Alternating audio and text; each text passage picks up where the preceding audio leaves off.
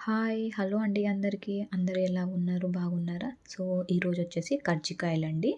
So, కజ్జికాయలు ఎలా చేయాలి? ఎలా చేస్తే బాగుంటుంది? అండ్ ఏమేమి యూజ్ చేయాలి? ఇందులో ఇంగ్రీడియెంట్స్ వచ్చేసి అవన్నీ నేనైతే వీడియోలో అయితే చెప్తానండి. దానికంటే ముందు ఒక చిన్న రిక్వెస్ట్ అండి. ఎవరైతే ఈ వీడియో చూసేవాళ్ళు నా ఛానల్‌ని అయితే సబ్స్క్రైబ్ అయితే చేసుకోండి. అండ్ వీడియోని ఎక్కడ కూడా స్కిప్ అయితే చేయకండి. స్కిప్ చేయకుండా వీడియోనైతే కంటిన్యూగా చూడండి. ఇప్పుడైతే ప్రాసెస్‌లోకైతే వెళ్ళిపోదామండి. సో, ఫస్ట్ ఒక బౌల్ అయితే తీసుకోండి. ఆ బౌల్ అనేది చపాతీ పిండి అనేది యాడ్ చేసుకోవాలి.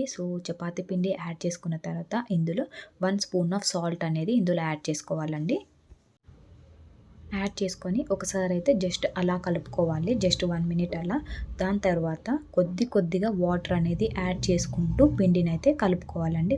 కొద్దిగా వాటర్ అనేది యాడ్ చేసుకోండి. అట్ ఏ టైమ్ ఎక్కువ వాటర్ అయితే యాడ్ చేసుకోకండి. పిండి అనేది వాటర్ అయినా కూడా బాగుండదు. కరెక్ట్ కన్సిస్టెన్సీలోనే రావాలి. అందుకోసమే కొద్దిగా వాటర్ అనేది యాడ్ చేసుకుంటూ పిండినైతే నీట్‌గా, నెమ్మదిగా, నిదానంగా కలుపుకోవాలి. ఇలా కలుపుకుంటూ పిండైతే ఈ విధంగా కన్సిస్టెన్సీలోకి అయితే వచ్చిందండి. పిండినైతే కంపల్సరీ మినిమమ్ 10-15 మినిట్స్ అయితే కంపల్సరీ బాగా కలుపుకోండి. పిండిని ఏ విధంగా అయితే నేను చూపిస్తున్నానో పిసుక్కోవడం సేమ్ అలానే పిసుక్కోండి. అప్పుడైతేనే కజ్జికాయలు అనేది పర్ఫెక్ట్‌గా వస్తాయి. దాన్ని 10 మినిట్స్ అనేది బాగా పిసుక్కోవాలి. దాని తర్వాత మెత్తగా ఉండడానికి 1 స్పూన్ ఆఫ్ ఆయిల్ అనేది నేను ఇక్కడ యాడ్ చేస్తున్నాను.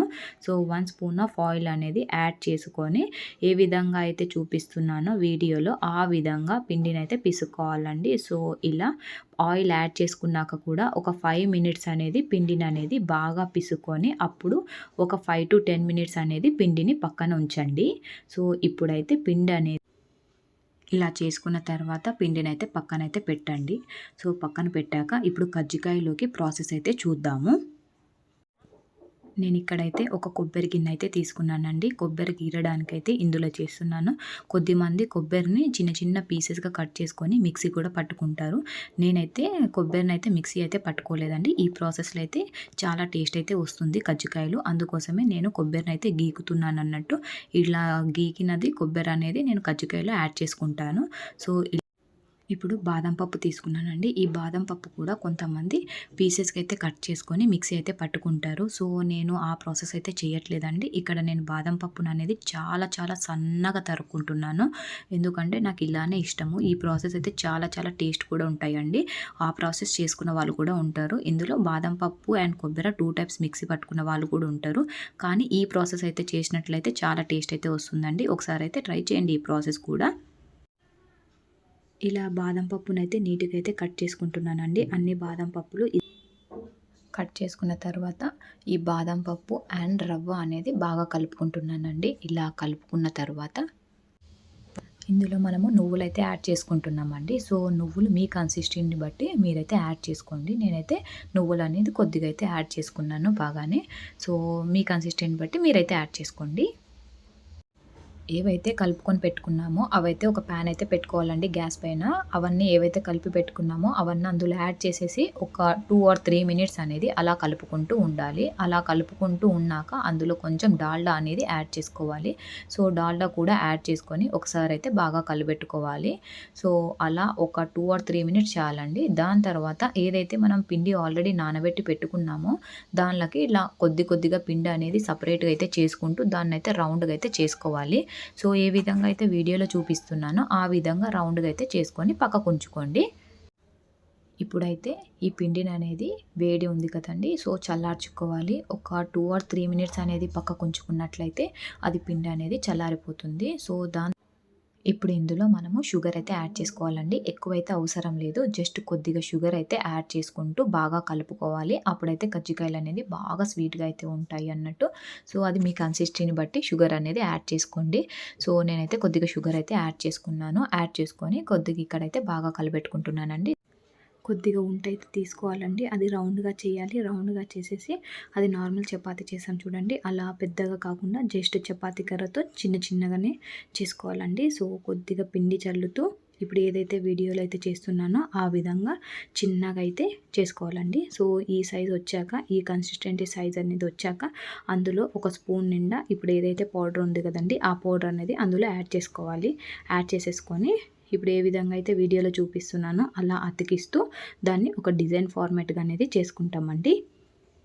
ఇలా ఎందుకు చేస్తున్నారంటే మనం ఏదైతే కజ్జికాయ తీసుకొని ఆయిల్‌లో వేస్తాం కదండీ! ఆయిల్‌లో వేసినప్పుడు లోపల ఏదైతే పొడి ఉందో ఆ పొడి అనేది పగిలిపోకుండా ఉండడానికి ఇలా డిజైన్ అయితే చేస్తున్నారండి.